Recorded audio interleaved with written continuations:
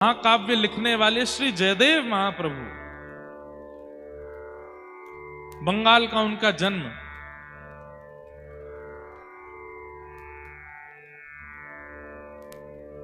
उनके साथ एक लीला हुई कि एक बार वो अपने किसी शिष्य के यहां से प्रसाद पाकर के कहीं जा रहे थे।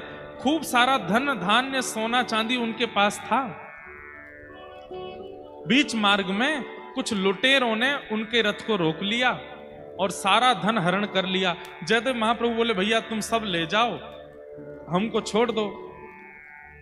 तो डाकुओं ने सोचा कि इसने हमारा मुंह देख लिया है, हमारा रूप पहचान लिया है, ये राजा को जाकर के हमारे बारे में बता देंगे, हमारी मृत्यु हो जाएगी, हम पकड़े जाएंगे। तो उन डाकुओं ने क्या किया, महाप्रभु जी को पकड़ के आधी रात में दोनों हाथ और पैर काट दिए जयदेव महाप्रभु के, और उनके बचे हुए शरीर को एक कुआं में फेंक करके रथ लेकर के चले गए। जयदेव महाप्रभु वहीं कुआं में पड़े पड़े गीत गोविंद गा रहे हैं, ठाकुर जी का स्मरण कर रहे हैं। तभी एक नगर का राजा वहां से निकल रहा था। उसने जैसे स्वर सुना तो वो राजा भी गीत गोविंद का पाठ करता था, पर जयदेव महाप्रभु से कभी मिला नहीं था। उसे पता था कि जो गीत गोविंद मैं करता हूं वो किसी जयदेव महाप्रभु ने लिखा है, पर उनका दर्शन नहीं हुआ आज तक मुझे।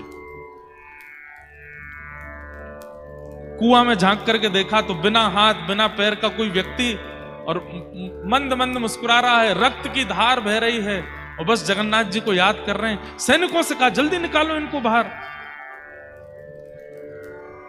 जयदेव महाप्रभु को बाहर निकाला, पूछा आप कौन हैं? जयदेव महाप्रभु ने अपना परिचय नहीं दिया, बोले कि बस मैं तो जगन्नाथ जी का भक्त हूं, यहां से जा रहा था, किसी व्यक्ति को कुछ चाहिए था, लूट के ले गया, मेरे हाथ पैर काट गया। अरे भगवान, आप मेरे नगर चलिए, मैं आपकी चिकित्सा करवाऊं। और जयदेव महाप्रभु को लेकर के गए, उनकी मल्लम पट्टी आदि करवाई, चिकित्सा करवाई, और राजा ने जयदेव महाप्रभु को अपना राजगुरु बना करके अपने पास बैठा लिया। आज्ञा मांगी, ध्यान से सुनिएगा सब लोग। एक दिन जयदेव महाप्रभु से आज्ञा मांगी कि हे महाप्रभु जी, आप मुझे आज्ञा कीजिए कि मैं एक नियम धारण करना चाहता हूं। जयदेव महाप्रभु ने कहा, एक ही नियम धारण कर लीजिए। बोले क्या? नित्य 1 घंटा के लिए अपने द्वार सब ब्राह्मणों के लिए और सब याचकों के लिए खोला करो, वो जो मांगे उनको दिया करो। 1 घंटे के लिए खूब दान पुण्य किया करो, और 1 घंटे में जो आ जाए और जो मांगे सब दे दो। राजा ने कहा, जो आज्ञा। अब तो महाराज पूरे भारत में हवा की तरह बात फैल गई कि उड़ीसा प्रांत में एक राजा है, 1 घंटे के लिए द्वार खोलता है, उतने में जो पहुंच जाए, जो मांगते हैं सब देता है। बड़े बड़े ब्राह्मण, बड़े बड़े याचक सब आने लगे। तो वो जो चोर थे जिन्होंने जयदेव महाप्रभु के हाथ पैर काटे, उनके मन में आया कि एक राजा मुंह मांगी वस्तु प्रदान करता है, हम भी ब्राह्मण बन के चले जाते हैं, मांग लेंगे राजा से। उन्हें यह नहीं पता था कि जिनके हाथ पर हमने काटे वो वहीं बैठे हैं। चारों ब्राह्मण बनकर के जैसे ही राजा की सभा में पहुंचे, राजा के सिंहासन के बगल में जब जयदेव महाप्रभु को देखा तो चारों घबरा गए।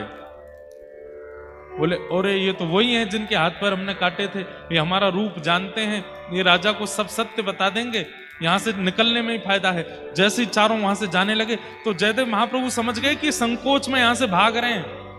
उन्होंने तुरंत कहा, अरे राजन राजन देखो, आज कितनी बड़ी कृपा, गुरुकुल में हमारे साथ पढ़ने वाले हमारे मित्रगण आए हैं, इनको बुलाओ। अब यहां क्या हुआ, किसी की घनघोर गलती पर क्षमा किया जा रहा है उसको। इसका परिणाम देखिएगा। जयदेव महाप्रभु ने क्या कहा, ये तो हमारे बचपन के मित्र हैं, सखा हैं, अरे इनको बुलाइए। जैसे ही सुना हमारे गुरुदेव के मित्र हैं तो राजा तो आसन से खड़ा हो गया, खूब सत्कार करने लगा, स्वागत करने लगा।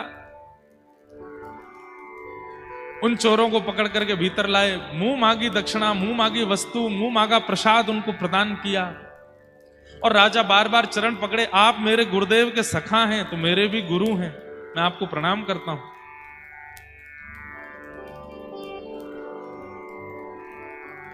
वो डाकू चोर सब सोचने लगे, बोले कि ये जयदेव महाप्रभु, इनके हमने हाथ पैर काट दिए और ये हमारा इतना सम्मान करवा रहे हैं।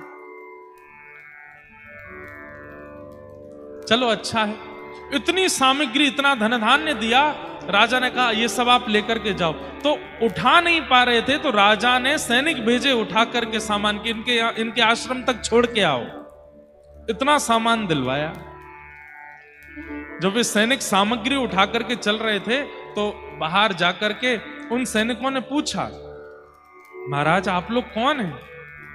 हमारे यहाँ इतने बड़े बड़े ब्राह्मण आते हैं, इतने बड़े बड़े याचक आते हैं, पर इतना सम्मान, इतनी सामग्री, इतना धन धान्य आज तक किसी को नहीं दिया गया। ये हमारे राजगुरु जो हैं, जिनके हाथ पैर नहीं हैं, इन्हें आप बचपन से जानते हैं, इनके हाथ पैर कैसे कट गए, जरा इसके बारे में आपको पता है? तो वो चारों चोर क्या बोलते हैं, देखो आज वो राजगुरु बना बैठा है, लेकिन सच्चाई हमसे पूछो। बोले क्या सच्चाई? बोले जब हम बचपन में गुरुकुल में पढ़ते थे तो हमारे गुरुजी के सोने के पात्र इसने चोरी कर लिए थे। झूठ बोलने लगे। और जब इसने सोने के पात्र चोरी किए तो गुरुदेव को जब पता चला तो गुरुदेव ने हमको आज्ञा करके कहा, वन में ले जाओ, ले जा करके इसका सर धड़ से अलग कर दो, गुरुद्रोही है, गुरु के यहां चोरी करता है। हम इसको वन में लेकर के गए, पर हमको इस पर दया आ गई, हमने इसका गला तो नहीं काटा पर हाथ पैर काट दिए, इसको छोड़ दिया। जैसे ही उन चोरों ने झूठ बोला, इतना बड़ा जघन्य अपराध किया, उसी समय पृथ्वी बीच से फट गई और वो चारों पृथ्वी में समा गए। प्रकृति ने उनको नष्ट कर दिया। ये क्षमा का स्वरूप है।